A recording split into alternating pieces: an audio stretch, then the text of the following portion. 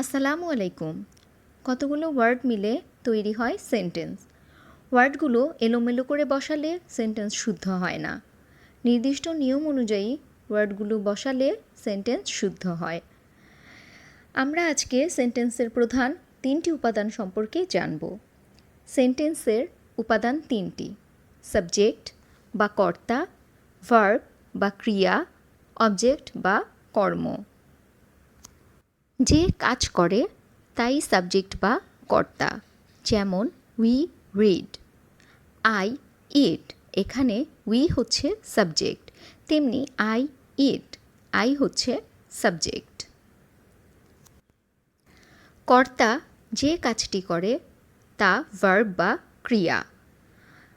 যেমন I play, আমি খেলি, খেলা একটি কাজ, তার মানে এই প্লে হচ্ছে ভার্ব। তেমনি যদি বলি আই ইট, ইট মানে খাওয়া, এটাও একটি ক্রিয়া। যার উপর নির্ভর করে ভার্বের কাজ শেষ হয় তা অবজেক্ট বা কর্ম। যেমন you write a letter, write এখানে ভার্ব বা ক্রিয়া। ভার্বের কাজ শেষ হয়েছে যেই অবজেক্ট দ্বারা তা হচ্ছে a letter. You write a letter, তুমি একটি চিঠি লিখো, তার মানে এই লেটার হচ্ছে object.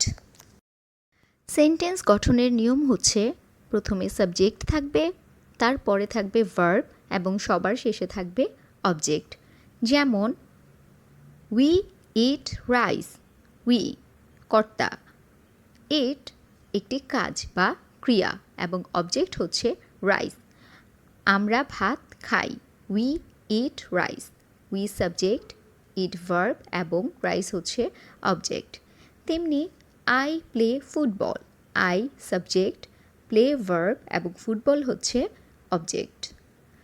He sings a song, he subject, sings verb এবং আ সং দিয়ে শেষ হয়েছে ভার্বের কাজটি, তাই এটি object. I go to school, I subject বা কর্তা, গো ভার্ব বা কাজ বা ক্রিয়া এবং টু স্কুল হচ্ছে অবজেক্ট বা কর্ম।